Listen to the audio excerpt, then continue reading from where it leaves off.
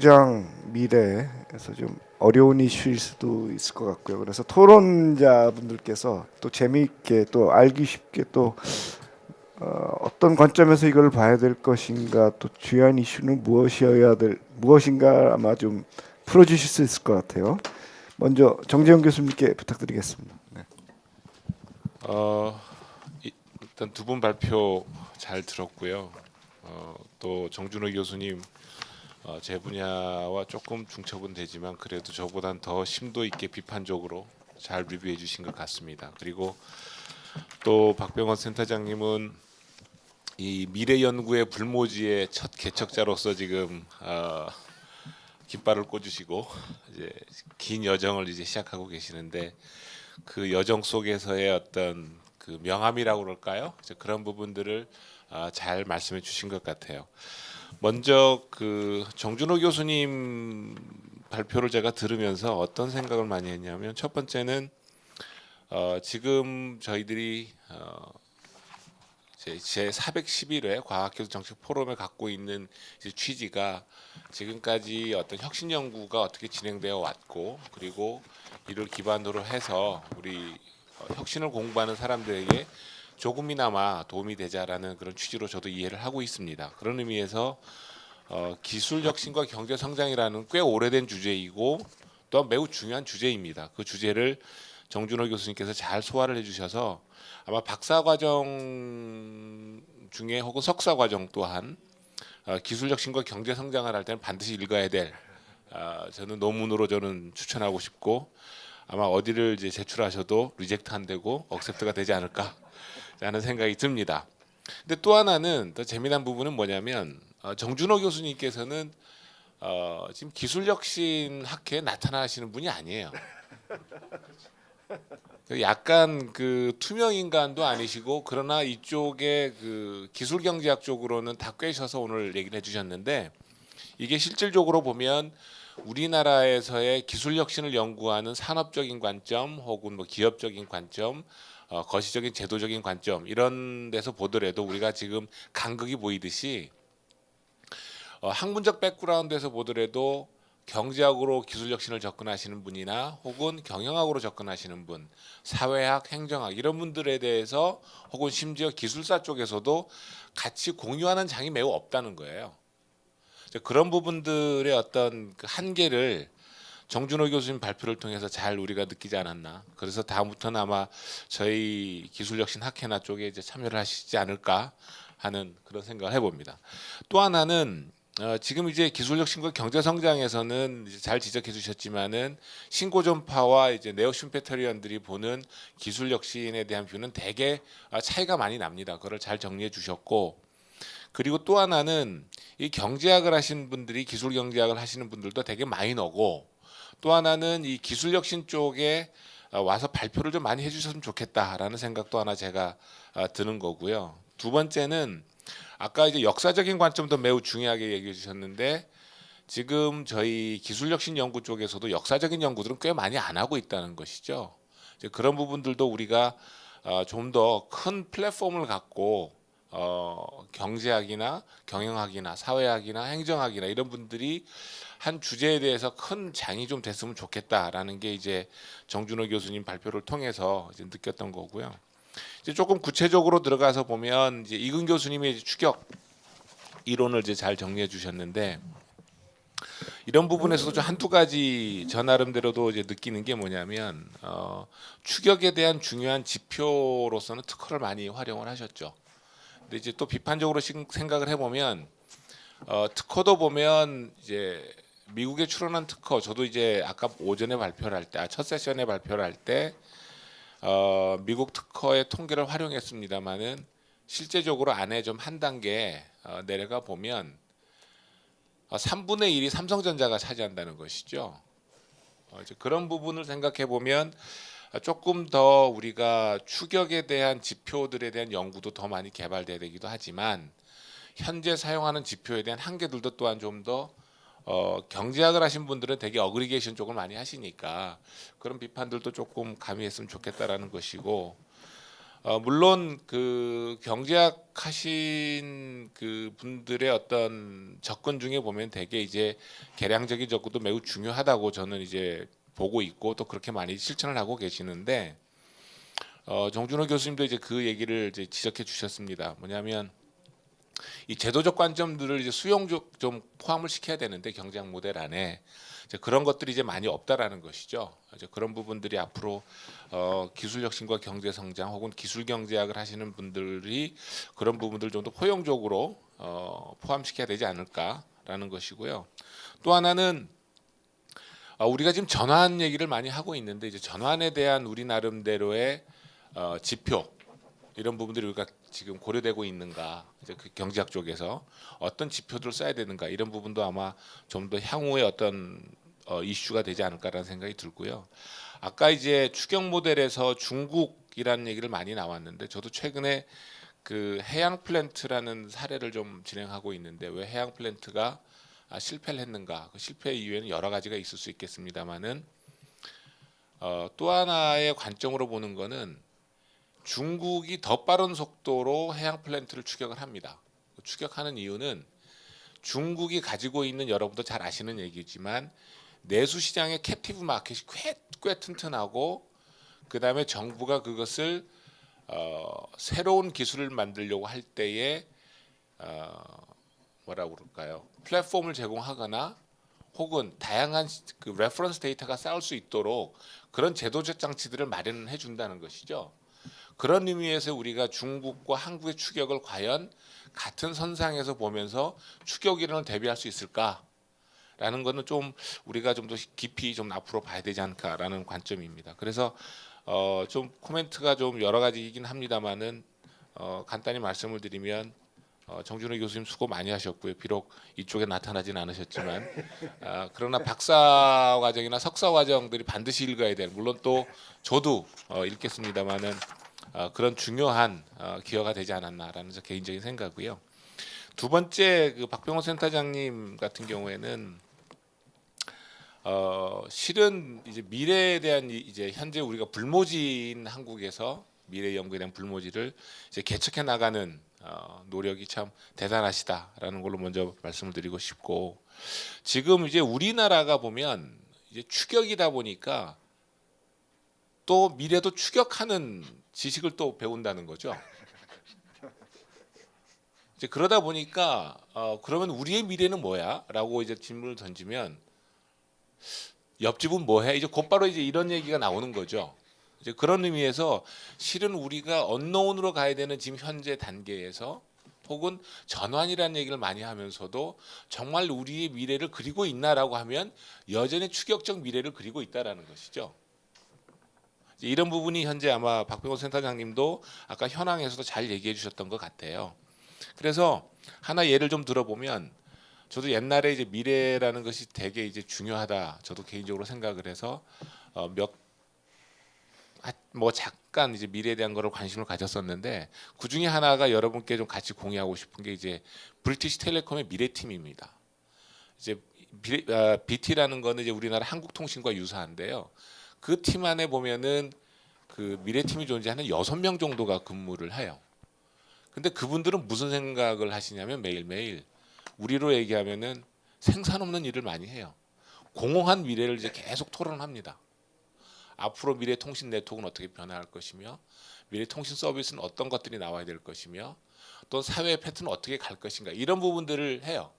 그래서 저도 이분들을 벤치마킹 한 다음에 궁금한 거는 아까 센터장님도 그런 얘기를 하셨지만 미래를 예측하려면 어떤 능력이 있어야 될까? 그게 되게 궁금했거든요. 근데 현재도 보면 미래를 보는 사람들은 되게 개인적인 역량이 되게 커요. 그리고 실질적으로 어떤 모듈이 어떤 지식적인 공급을 해야 되는가 아까도 박병호 센터장님께서 그 지적을 참 잘해 주셨는데 아직도 그거는 답이 없는 것 같긴 한데요. 그런 그 앞으로의 그 미래를 보는 사람들을 좀 뭐 포스트 모텀적인 분석을 통해서 어떤 지식이 있는가 그런 것도 아마 좀 파헤쳐야 될 필요가 있지 않을까라는 생각이 듭니다. 그리고 또 하나 우리나라에서 미래 연구가 잘 이제 개척이 안 되는 이유는 물론 미래라는 얘기는 다 합니다. 또 하나는 손에 잡히지가 않는다는 것이죠. 이제 그런 의미에서 우리 추격은 항상 손에 잡혀야 됐었거든요. 목표가 보여야 됐었고, 그리고 실질적으로 그것이 임플리멘테이션을 통해서 시장이 형성이 되고 어떤 성과가 나타나야 되는데, 지금 현재 아까 그 정책 결정자들이나 그런 그 관련된 분들이 이러한 실험을 허용도 안 하게 하고, 또 하나는 한국적인 사고로서의 미래를 내다보더라도 트러스트를 안 한다는 게 문제예요. 그러니까 첫 번째는 그것이 우리나라가 가지고 있는 뭐라고 그럴까요? 인스티튜션이라고 할까요? 이런 헤빗들이 좀 있어서 앞으로 정말 미래를 연구하려고 하면, 미래에 대한 연구가 우리나라의 토착화가 되려면 뭘 해야 되냐면, 좀 더 실험과 그 신뢰가 만들어졌을 때, 그리고 그러한 것들을 자유분방하게 토론할 수 있는 문화가 만들어졌을 때, 이런 문화가 토착이 돼서 미래 연구가 좀 발전되지 않겠나라는 관점에서 보는 것이고요. 좀 민물적으로 비교를 해서 결론을 좀 말씀을 드리면, 과거에는 우리가 사라장 인물들이 꽤 바이올리니스트죠. 사라장이 각광을 받았고 요소 기술의 투입을 통해서 경제 성장을 했다면, 지금 우리가 필요로 하는 인재들은 뭐냐면 본 카라얀적인 사람이 좀 나타나야, 그래야 미래를 내다보는 연구도 좀 잘 진행되지 않을까 생각합니다. 이상입니다. 네, 감사합니다. 추격센터장님답게 그 구체적으로 이제 어, 성, 추격에 대한 관련된 지표 말씀해 주셨고, 제도적인 기반 말씀해 주셨고요. 또 추격적인 미래, 또 어떤 인력, 문화 이런 말씀도 해주셨습니다. 이따 말씀해 주시고요. 우리 황규희 센터장님 부탁드리겠습니다. 네, 정준호 교수님 기술혁신과 경제성장 연구 현황과 과제, 그리고 박병원 박사님 기술혁신과 미래연구 두 연구 다 재밌게 봤고 많이 배웠습니다. 저는 그 한국직업력개발원에서 왔는데 직능원에서 이제 왔다니까 약간 의아하실 수도 있을 것 같은데요. 그 기경학회는 제가 처음이고요. 기경학회 좀 이렇게 인사드리려고 했는데 별로 기회가 없었습니다. 이 자리에서 인사드리게 돼서 좀 죄송하기도 하고, 그 저는 과기 인력하고 저도 미래 연구에 좀 관심을 가지는 사람입니다. 그래서 예전에 그 HRST 공동연구센터 할 때 그 엄미정 박사님이나 석권해가지고 같이 좀 작업도 했었고요. 그 예전에 그 저 지금 건대가 계신 그 갑자기 생각이 안 나는데 아니 박 교수님하고 초기부터 좀 이렇게 작업들을 했었습니다. 그 오늘 이제 정준호 교수님 연구를 이제 보면서 본 연구는 그 기술혁신과 경제성장 간의 관계에 대해서 연구 동향을 이제 살피시고 한국 사례를 대상으로 해서 이제 향후 이 기존 연구 현황을 검토하고서 향후 연구 과제를 제시한다고 하셨습니다. 거기에 대해서 제 논평이라기보다는 뭐 제가 학습하고 몇 가지 느낀 사항이라고 할 수 있겠는데, 그 부가적인 어떤 의견이고 향후 과제를 추진하시는 데 있어서 약간의 도움이 됐으면 좋겠습니다. 크게 제가 볼 때는 그로스 어카운팅에 대한 그 TFT 연구에 대해서 검토를 하고 계시는데, 그 내생지 성장 모형 포함해서 이제 신고전파적인 입장 하나고, 또 하나는 이제 그 비주류 입장이라고 할 수 있는 기술 역량, 국가혁신 체제, 기술 추격 등을 이제 논의하고 계시는 것 같습니다. 거기에 대해서 그 그로스 어카운팅 그쪽에 대해서 이제 설명하시면서 뭐 아까 저기 정 교수님하고 휴식 시간에도 잠깐 말씀드렸지만 굉장히 어려운 작업을 하신 것 같아요. 이게 저도 거시 모형 이쪽 그 예전에 공부할 때 굉장히 수리적인 게 많고 또 그 이후에 어떻게 됐는지 모르겠어서 저거 하는데 하여튼 많이 공부를 하신 것 같고 저도 많이 배웠습니다. 그런데 이제 그 교수님께서도 그 여러 가지 얘기를 하시지만 결국 그 얘기하시면서 그 기술 진보에 영향을 미치는 구조적 제도적 요인에 대한 고려가 제한적이고 향후에 R&D, 인적 자본, 구조적 제도적 요인 등을 모두 반영하고 어느 요인이 더 중요한지를 구분한 연구가 필요하다라고 하셨는데, 굉장히 이렇게 큰 그림을 갖고 계시는 것 같습니다. 근데 다만 저 개인적인 생각으로는 그렇게 노력을 해서 과연 이게 얼만큼 그 기대한 바에 도달할 수 있을지 약간 좀 회의적인데, 개인적인 생각으로는 모델 및 실증 연구로 이게 과연 가능할 수 있을까? 그 기술 쪽에서 그 관건이 사실은 그 블랙박스 안에 어떤 이 상호 작용 같은 것들이 굉장히 중요할 거라고 생각되는데, 이 부분은 사실 NIS에서도 좀 비슷한 얘기가 있을 수 있는데요. 이 크게 어떤 그 구조 같은 걸 본다고 해가지고 과연 이게 나올 수 있을지 하는 의문이 좀 들고요. 그리고 기술 효과를 반영해서 그 뭐 휴먼 캐피탈이나 R&D 같은 것들을 이제 모델에 도입하는 거, 내생제 성장 모형이 사실 이건데 이렇게 들어갈 경우 이거는 이 자체가 뭐 모델 개발이 끊임없이 일어나야 될 거라고 생각을 합니다. 그 상호작용에 대한 부분이 거의 나타날 수는 없고 계속 새로운 변수를 추가하는 방식이 되기 때문에.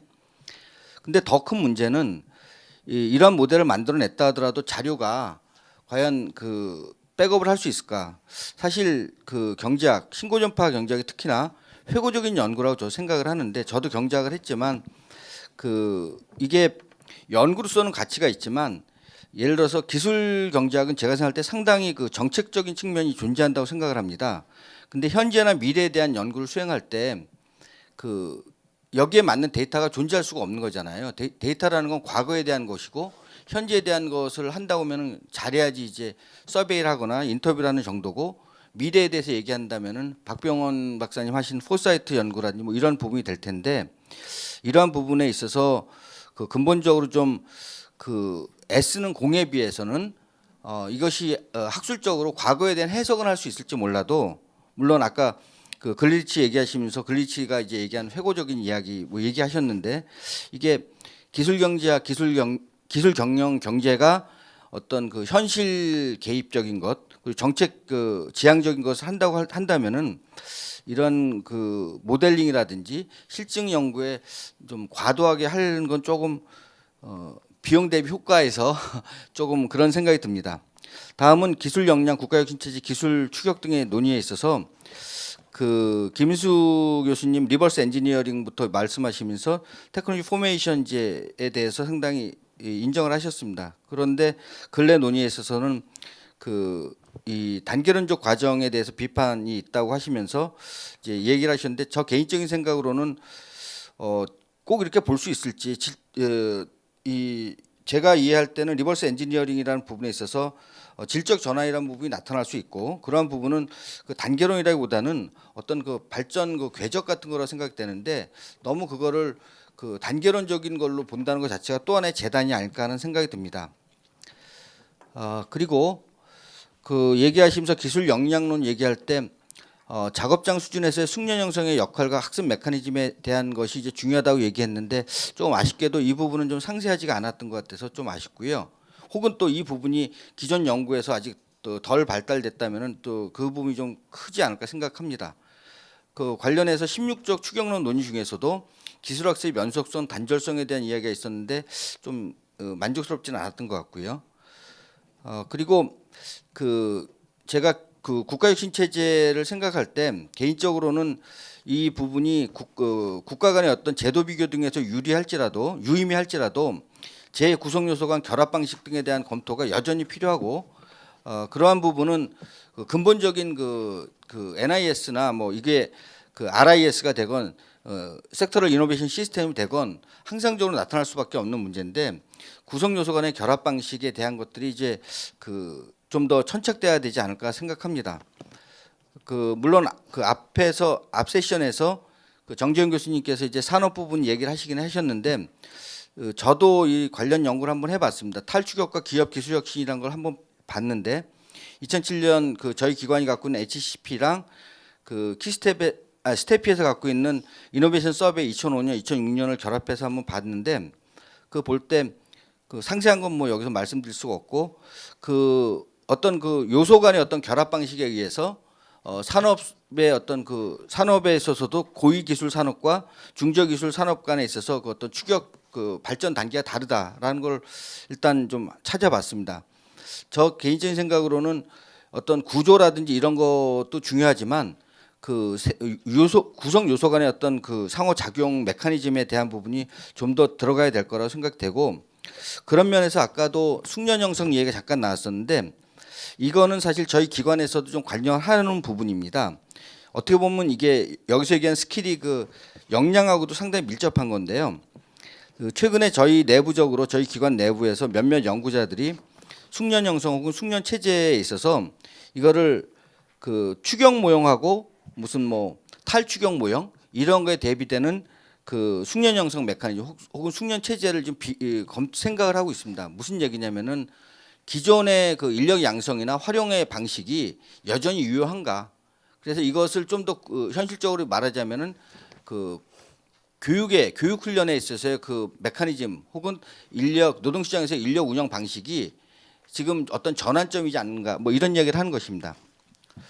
그리고 제가 조금 짧게 하겠습니다. 박병원 박사님 말씀하신 거에 있어서 미래연구에 있어서 저도 개인적으로 관심이 많고요. 아까 흥미롭게 본 것 중에서 12쪽에 보면 미래연구 현황에서 이제 그 버블 차트를 보이셨는데 거기 보시면은 생각보다 산업적인 부분하고 인구 사회 문제에 대한 거, 그 교육 인력에 대한 부분이 굉장히 그 컸습니다. 근데 이 보시면은 지금 이 미래 연구라고 하는 것이 알게 모르게 사실 굉장히 많은데 참고로 그 교육 훈련 쪽에서 보면은 사실은 저희도 그 인력 수급 전망이라는 걸 하고 있는데요. 이게 뭐랑 연동이 되냐면 사실 대학 정원 관리랑 관계가 됩니다. 산업에서 어떤 부분이 앞으로 인력이 더 늘어날 건지 줄 건지에 따라서 나오는데 이게 이제 좀 더 의미가 있으려면 질적인 분석이 좀 더 들어가야 되는 거고요. 그런데 그 이제 그 아까 그 박병원 박사님 말씀하신 중에 제가 약간 느끼기에는 미래에 대한 어떤 변수로서의 그 기술이 좀 과잉되게 들어간 것 아닌가. 사실은 뭐 당연히 인구 환경적인 부분도 중요하고 또 하나 중요한 거는 매개 변수로서의 사람이라고 생각을 합니다. 아까 그 쿤 얘기하시면서 뭐 그 앞 세션에서 그 죽어야지 뭐 이제 세대의 어떤 그 단절이 돼야지만 뭐 새로운 변화가 있다고 그러는데 사실 맞는 얘기일 수도 있습니다. 지금 저도 개인적으로 생각할 때 4차 혁명 이런 등등의 이야기를 하지만 최근에 그 밀레니엄 세대 뭐 얘기하면서 그 신세대들에 대한 그 모습이 완전히 다르다고 생각하는데 이러한 그 매개 변수로서의 사람, 세대 간 변화, 사회 문화 변화 이러한 부분들이 좀 더 그 변수에서 고려가 돼야 될 것이라고 생각되고 좀 적어온 게 있지만 하나만 더 한 두 가지만 더 말씀드리겠습니다. 미래연구 방법론에서 기존 지식 정보에 기반하는 것도 물론 중요하지만 저 개인적인 생각으로는 사실은 미래연구에서 굉장히 중요한 부분이 사회학이나 역사학 하신 분들이 좀 더 참여하는 것이 좀 의미가 있다고 생각하거든요. 거시적으로 좀 볼 수 있는 부분들 이런 부분들에 좀 그 검토하시면 어떨까 싶고 그리고 외람되지만 박병원 박사님 오늘 준비하신 거에 있어서 추후에 좀 더 하신다면은 제가 좀 기대하는 바가 국내외 사실은 굉장히 많은 기관에서 미래연구에 뭐 직간접적으로 관여를 하고 있는데 그 부분에 대해서 조금은 더 정리할 필요가 있지 않을까 싶습니다. 기관별로 어떠한 맥락에서 어떠한 내용을 갖고 하고 있는지 그리고 그 물론 그 수준이 높지 않고 또 연구 방법이 굉장히 이제 낮다 하더라도 그 어떤 연구 방법이나 연구 방향 같은 것들을 봐야 된다고 생각되고요. 그리고 아까 얘기하실 때 제가 하나 드는 생각에 미래 연구하는 사람들이 결과만 제시하고 중간 과정이 많이 생략이 된다고 얘기하셨는데 이게 질적 연구하시는 분들이 보면은 그럴 수 있거든요. 근데 사실은 질적 연구하는 분들이 그 과정을 굉장히 또 중요시하게도 생각합니다. 이제 저도 저희 기관에서 배운 것 중에 하나가 직무 분석하시는 분들 보니까 그 보면 아무것도 아닌 것 같은데 중간 과정에서 그 계속 그 회의했던 그 자료라든지 이런 그 일련의 과정을 다 정리를 하더라고요. 그래서 저 생각에는 그 굉장히 어려운 일이지만 이 박병원 박사님께서 그 미래연구 쪽에 있어서의 그 좀 망라해서 한번 정리를 하시고 그리고 그런 것들 좀 더 기록화하시는 작업을 하시면 어떨까 외람되지만 이렇게 생각이 듭니다. 예, 센터님 감사합니다. 역시 그 직농원에서 우리 사람을 연구하시는 분이라서 사람에 대한 관심, 또 역량에 대한 숙련 형성의 문제, 그리고 미래 변화의 핵심으로서 사람의 캐릭터가 변하고 청년의 선호가 변하는 이런 것이 미래에 어떻게 영향입니까? 이런 핵심적인 이슈를 제시해 주신 것 같습니다. 발제자께서 말씀하시기 전에 플로어에서 혹시 토론이 질문이나 토론이 있으시면은 네, 몇 개 받고 네. 김석관 본부장님 해주시고요. 네.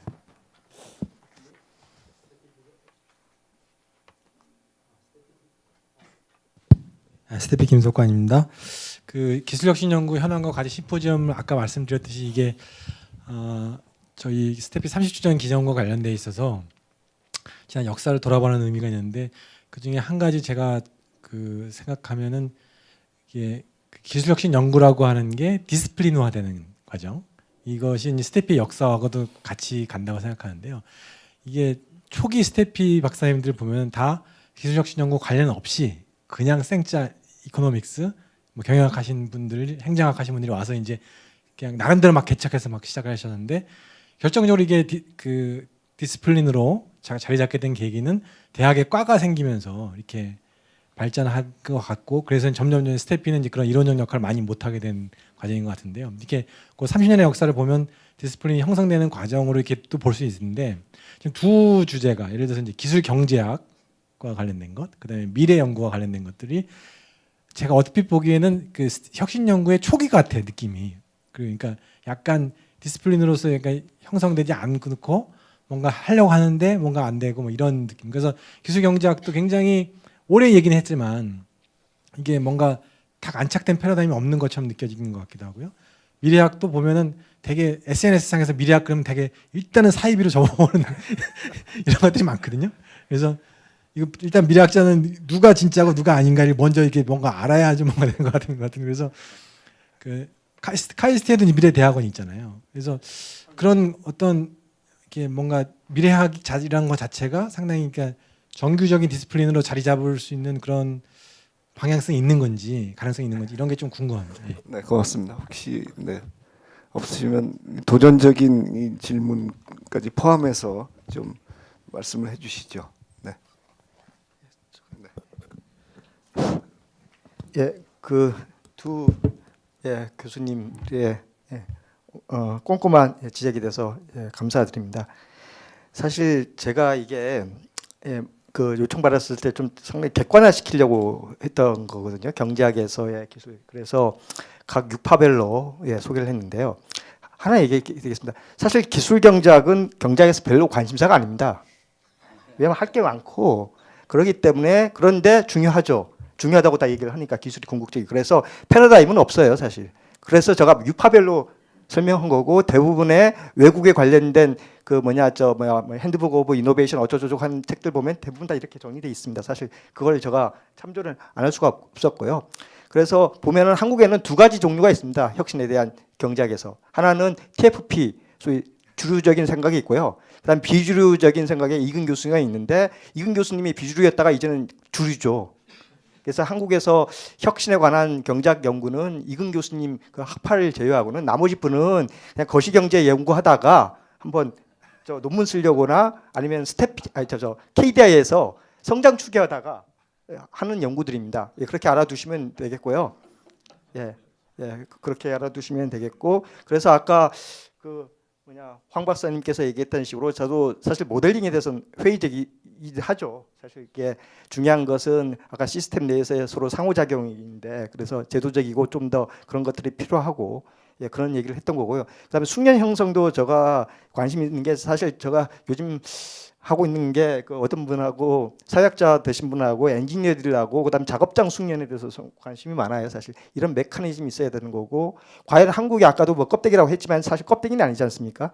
그러면 이 속에서 과연 작업장 숙련 작업장에 있는 분들은 어떤 역할들을 했고 그리고 그다음에 그분들이 엔지니어들하고 어떻게 상호작용하면서 현재 그 생성 공정들이 구축됐는지 그런 연구들이 이제 구체적으로 돼야 되는데 이게 주로 사회학자들이 관심이 있는데 요즘 사회학자들도 이런 거 안 해요. 이게 3D 업종 중에 하나거든요. 해봐도 추직이 안 되니까 사실 옛날에 제가 그냥 대학원 때 보면은 이 분야가 산업사회학 또는 노동 그 사회학 분야인데 지금은 사회학회 가보면은 거의 한 4-5명도 안 들어옵니다. 사실 요즘은 주로 다 문화 연구만 빠지는 건데 하여튼 그런 거고요. 그다음에 아까 경제학에서는 알다시피 이게 성장핵이나 이런 것들이 이제 잠재 성장률 추계에 관한 식으로 얘기를 하면 사람들이 많이 관심이 많죠. 사실 그런 연구에서 일환으로서 나오는 얘기니까 사실 그러니까 아까 잔차라고 했잖아요. 내주듀얼이니까요. 그런 식으로 좀 했고 그다음에 아까 그 내생적 성장률은 알다시피 다가가기 힘듭니다. 사실 같은 경제학자를 하더라도 수학이 상당히 고도의 수학을 요구하기 때문에요. 저도 이번에 이 스태피에서 요구하는 바람에 관심도 없는 걸 읽으려고 수학 공부가 이게 안 되면 이게 도대체 이 사람들이 뭘 하려고 하는지가 이제 그게 돼야 되거든요. 사실 그런 것들이 있다는 걸 좀 알아두시면 좋을 것 같습니다. 사실. 그리고 아까 전 한국에서 가장 또 중요한 것 중에 하나가 분파주의라고 생각하는데 분과주의라고. 서로가 저 보십시오. 저는 사실 여기저기 왔다 갔다 좀 많이 했는데 저는 사회학기도 가보기도 하고 뭐 그렇다고 해서 저는 학회를 열심히 쫓아다니는 스타일은 아닌데요.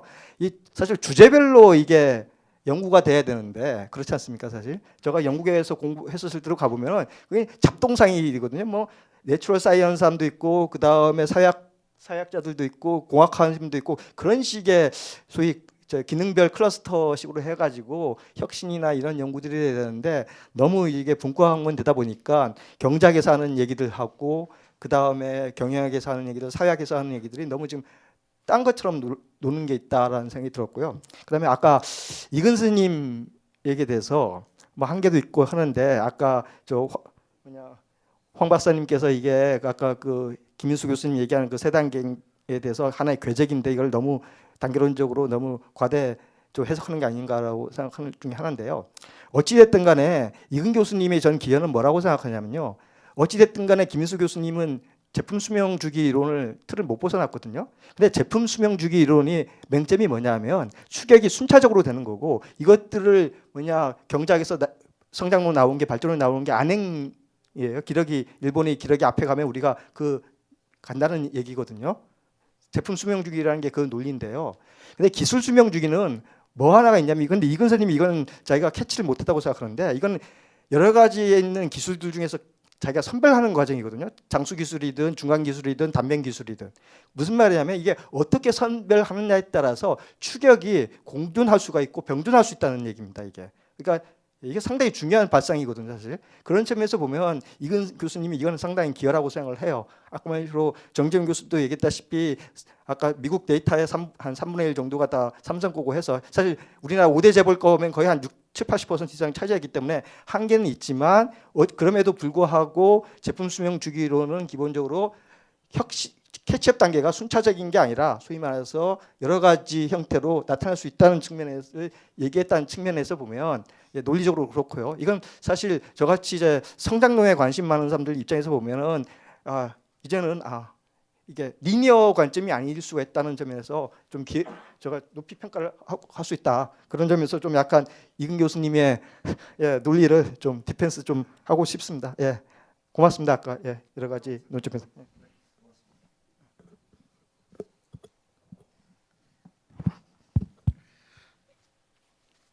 아마 이걸 말씀드리면 아마 황 박사님이나 김 박사님 말씀에 좀 답이 될 것 같은데요. 그러니까 우리 논문 읽어보면 S&T4 팔러시하고 팔러스4 S&T가 다르다고 우리 얘기를 하잖아요. 그러니까 팔러스4 S&T는 우리가 알고 있는 R&D 팔러시 이런 거죠. 어떤 과학기술을 진흥하기 위해서 R&D나 이노베이션 팔러시가 하나가 있고 또 하나 다른 용어가 뭐냐면 S&T4 팔러시가 있어요. 두 개를 바꿔놓은 건데 저는 앞단이 스태피가 경사위원회에 존재하는 이유입니다. 과학기술이 실은 인구나 모든 부분에 굉장히 중요한 이네이블러로서의 역할들 제가 얘기한 그런 것들을 어떻게 할 수 있을까의 그런 부분이어서 아까 황 박사님 말씀에 대하면 실은 인구나 이런 정책에서 기술이 어떻게 영향을 주고 받는지에 관련된 것들이 당연히 필요한 거고 실제 그런 부분이 아까 보이는 것 현재 파편적으로 진행돼 있는 거죠. 그러니까 직능원이나 산업이나 KDI에서 기술이 차지하는 만큼 실은 잘 다뤄지고 있지 못하고 있는 느낌이고 저희도 보면 실은 기술이나 과학기술을 다룰 때 그 정도까지 확장성을 못 가져가고 있는 게 저희의 역할이긴 하지만 그나마 이제는 한 30년 온 것도 제가 보면 굉장히 발전인 거죠. 황 가지고 혁신까지 아니면 산업까지 푸시한 것도 굉장히 많은 컨트리뷰션인데 여전히 많이 비어 있다 이런 생각이 들고요. 그래서 아까 황 박사님 말씀은 되고 이게 디스플린으로 자리 잡을 수 있을까? 저는 약간 회의적이에요. 그러니까 실은 이쪽 포스사이트에 관련된 제일 많이 실리는 게 임팩트 팩터가 큰 게 테크놀로지 포캐스팅, 소셜 체인지가 제일 임팩트 팩터가 크거든요. 그러니까 논문 제목에 보면 테크놀로지하고 소셜 체인지가 있는 거죠. 결국은 사회 변동에 관련된 연구고 그 중에 기술이 어떤 역할을 할까? 그럼 사회 변동에 관련된 여러 가지 경제나 뭐 물이나 이런 것들이 있어서 저희 관심은 아버지는 뭐 퓨처스나 아니면 리서치 팔러스에 좀씩 실리긴 하는데.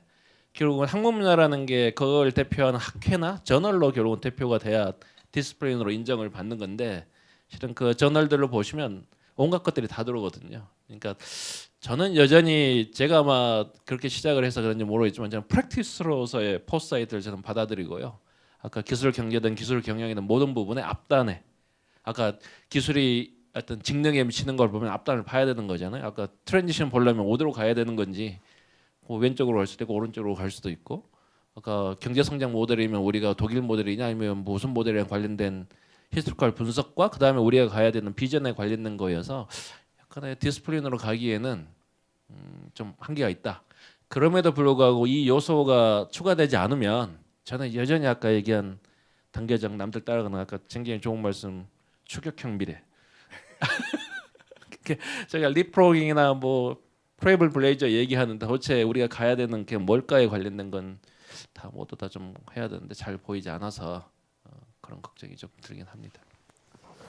네, 감사합니다. 아, 예. 마지막으로 네.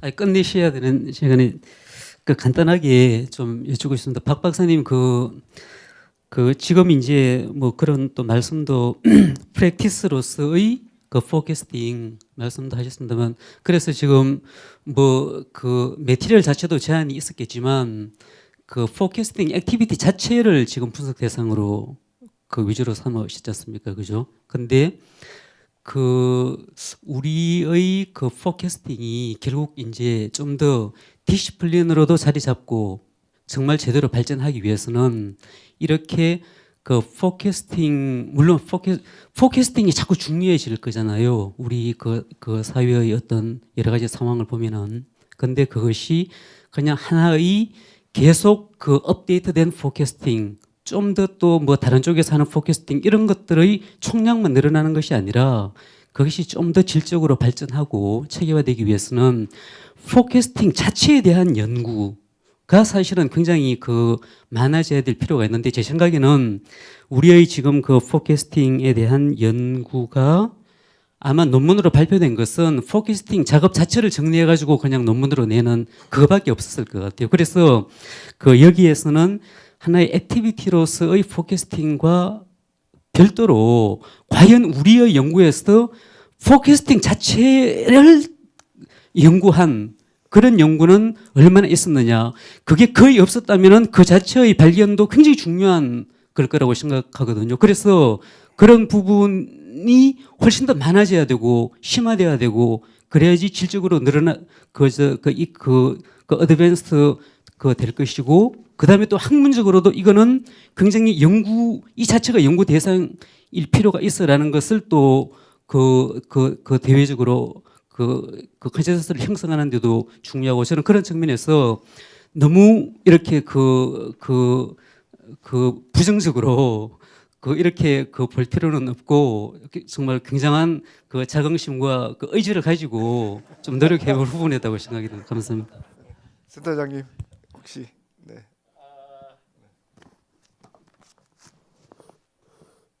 저의 한계를 말씀드린 것 같아요. 그러니까 예, 아니 뭐 한 13년 4년 됐는데요. 아까 말씀하신 그 소셜 체인지에 관련된 연구잖아요.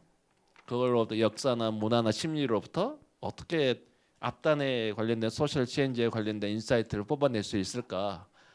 그러면 뭐 월러스틴의 어떤 세계 제조적인 어떤 제일 윗단에서부터 시작해서 저 아랫단에 관련된 어떤 기순회까지 굉장히 시는 뎁스와 폭이 넓어야 되는 것 같더라고요. 그래서 개인적으로 뭐 기술적인 백그라운드가 있긴 하지만 그런 쪽의 디스플린들이 조금 약해서 이 박사님 말씀을 제가 100% 동의합니다. 근데 실은 아까 경제학을 하시든 아니면 혁신 정책을 하든 결국은 분석 외에 그럼 뭐 할 건데 여기 물어보잖아요. 저희가 이제 얘기하는 정부 관료나 아니면 뭐 할 건데가 바로 이제 미래에 대한 것들이 있어야 되고 어떤 독자적인 디스플린보다는 자신이 가지고 있는 디스플린에 미래를 조금 더하면 기존에 5년짜리 봤던 것보다는 10년 아니면 세대로 가면 어떤 세계 체조나 이런 거에 관련된 것들이 있었으면 좋겠고요. 각각 개인이 전부 다 미래 연구자 됐으면 좋겠고 거기에 더해서 아까 그걸 한꺼번에 털 수 있는 일종의 공론의 장 이루어나가는 작업들이 아마 추가적으로 또 병행되면 이 박사님 얘기하신 대로 조금 더 사회가 좀 미래지향적이 되지 않을까 하는 생각들이 듭니다. 예. 예, 감사합니다. 오늘 한국기술혁신연구의 현황과 과제 지난 30년간의 기술혁신 연구를 리뷰하고 또 앞으로의 포지션을 생각해보는, 미래를 생각해보는 이런 의미 있는 자리를 가졌다고 생각합니다. 리지디얼이 될 수도 있는 우리 기술경제학 또 미래학 쪽도 계속 진전하고 또 진화해 주시기를 기대를 하겠습니다. 네, 오늘 발표해 주신 발제자 또 토론자 여러분, 끝까지 남아줘서 참석해 주신 우리 청중 여러분, 또 뒤에서 수고해 주신 여러분께 감사드립니다.